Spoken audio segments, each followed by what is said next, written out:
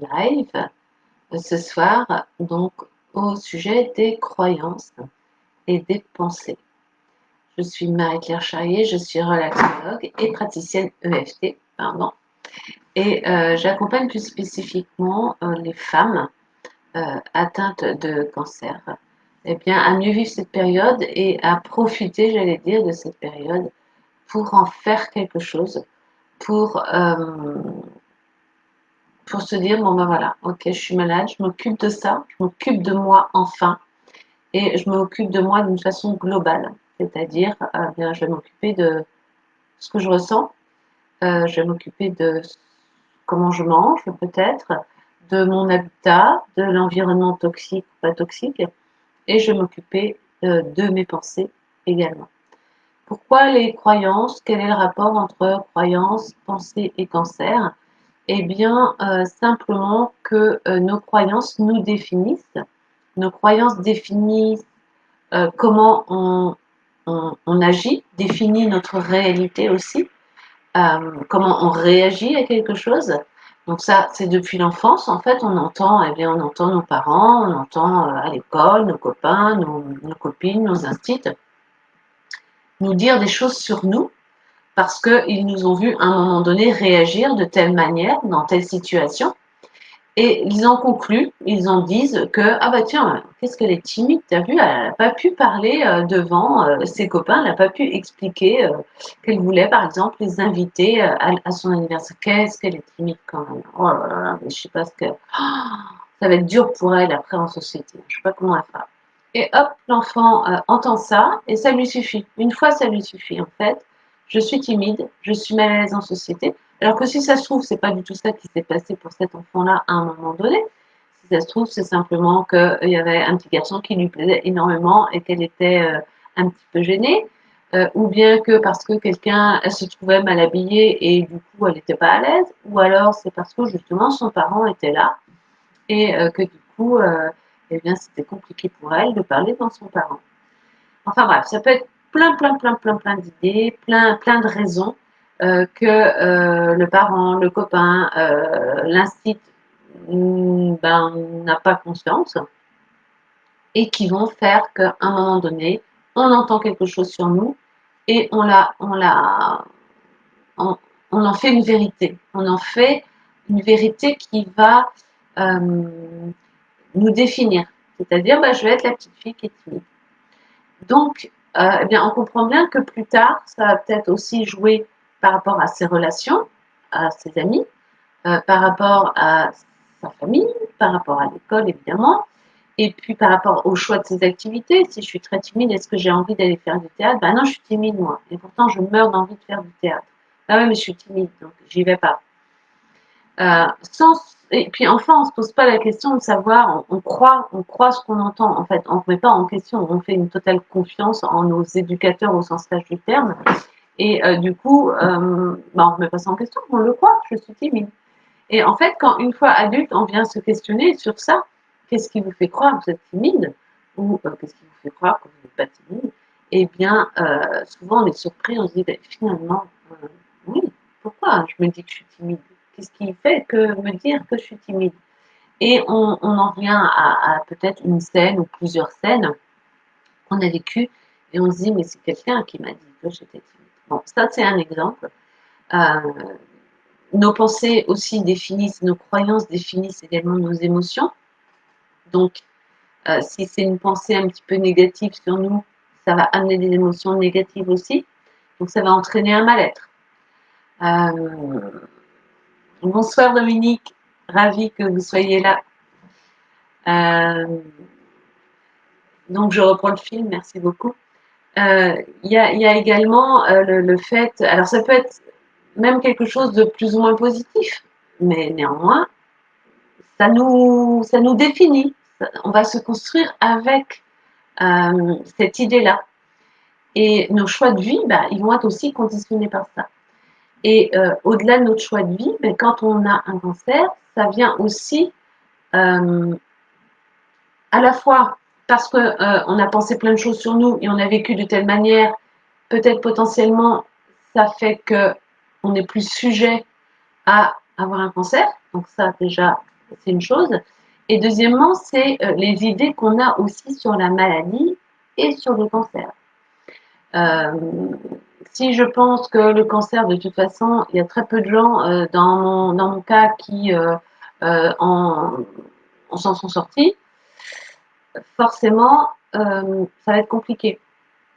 Si je pense au contraire que j'ai vu plein de témoignages, enfin si je pense au contraire que non, je connais, que je sais que que mon corps a tout ce qu'il faut, a toutes les ressources, mais que ces ressources sont juste bloquées et que j'ai des blocs, ben, elles sont là les ressources. Si je crois en moi, si je crois en mes capacités d'auto-guérison, en mes capacités de relaxation, en mes capacités de remise en question, ça participe en fait à la guérison. La chimio, les traitements, la radiothérapie, oui, bien sûr, mais je pense que c'est pas suffisant. Il faut aller au-delà. Il faut changer vraiment sa manière de voir les choses, de vivre les choses. Et, euh, et ces croyances sont une partie vraiment très importante de notre façon de voir la maladie. Autre exemple, si par exemple dans une famille, eh bien, la grand-mère, l'arrière-grand-mère, la mère ont eu un cancer et en sont mortes, eh bien, inconsciemment ou consciemment même, du coup, on se dit, ouais, il n'y a pas de raison que j'en ai pas finalement. Ce serait presque normal que j'en ai et c'est bizarre même si j'en ai pas. Alors qu'en fait, non. Si c'est pas si c'est pas un cancer avec une prédisposition génétique, il n'y a aucune raison d'avoir un cancer. Si ce n'est une croyance que puisque ma lignée maternelle en a eu, je vais en avoir. Non, en fait, c'est une croyance. Donc, aller réinterroger ces croyances, c'est aller se dire, non, finalement, je suis pas obligée d'en avoir un, moi non plus. Je suis pas obligée de penser que c'est inéluctable, en fait. Non, pas du tout. Donc, c'est vraiment aller réinterroger ça. À chaque fois que j'ai une pensée, c'est commencer à se dire, ok, alors, elle me sert ou elle me dessert cette pensée? Qu'est-ce que j'en fais? Est-ce que j'ai envie de la garder? Qui m'a dit ça? Est-ce que c'est vraiment vrai? Et aller réinterroger, et en fait, ça peut se changer. C'est ça aussi qu'on ne sait pas forcément, c'est qu'on peut changer ses croyances. C'est un travail, en fait, c'est un petit exercice à faire en disant, bon, oh voilà, comme je disais, cette croyance-là, elle me sert, elle me dessert, elle me gêne pas, j'ai envie de la garder, j'ai pas envie de la garder. Et à partir de là, se dire, bon, ok, elle me dessert et j'en veux plus. À chaque fois qu'elle va apparaître, qu'elle va dicter une conduite, une pensée, c'est dire stop et remplacer cette croyance par une croyance, la croyance que vous voulez, la croyance que vous désirez penser à la place. En fait, ça paraît simple, mais c'est finalement assez simple, si ce n'est qu'il faut le faire, le refaire, le refaire, le refaire, le refaire, parce qu'on a pensé comme ça toute notre vie. Donc, bien entendu, ça ne va pas d'un claquement de doigts, parce qu'on l'a décidé, s'arrêter. Non. C'est vraiment un travail, mais c'est possible. Comme je disais, les pensées, les croyances sont liées, nous amènent à avoir aussi telle ou telle émotion, telle ou telle vision de nous.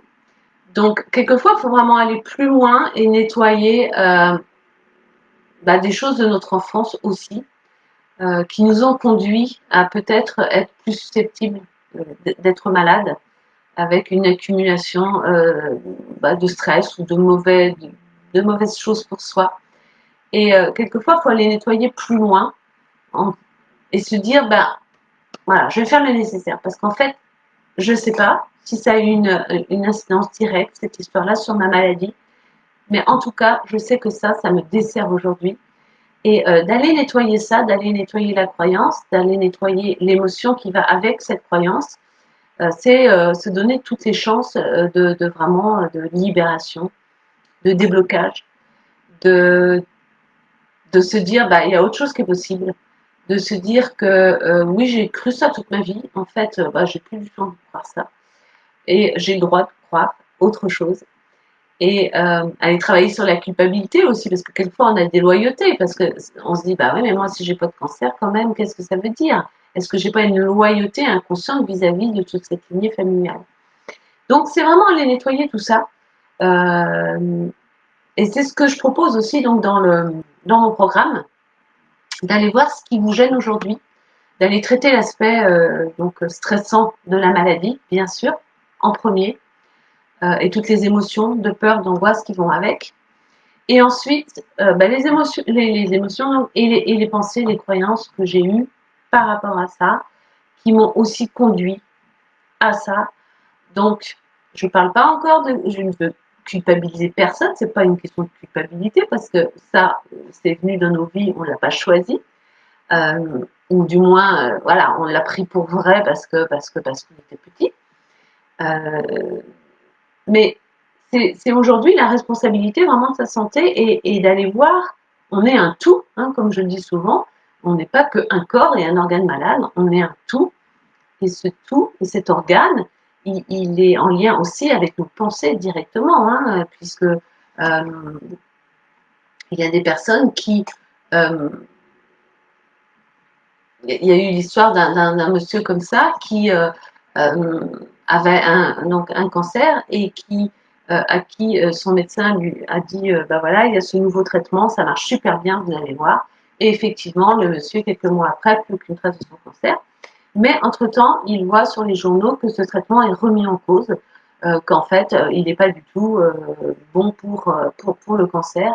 Et ce monsieur claque, quelques mois après, de nouveau, cellules cancéreuses.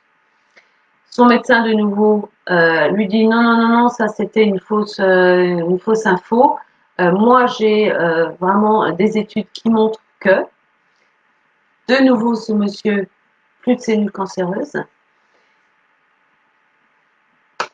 De nouveau, les journaux, des infos qui disent que ben non, non, finalement, c'est pas top, c'est pas quelque chose qui est bon pour soigner ce cancer. Et là, le monsieur, bah, il en est mort en fait, hein. C'est-à-dire qu'il s'est dit non, non bah, si ça revient comme ça à la charge, c'est que vraiment, il ne doit pas être efficace. Alors qu'en fait, il s'était guéri 2 fois. Et ce médicament, effectivement, c'était un médicament qui n'était pas forcément euh, euh, très pointu et fait pour guérir ce cancer.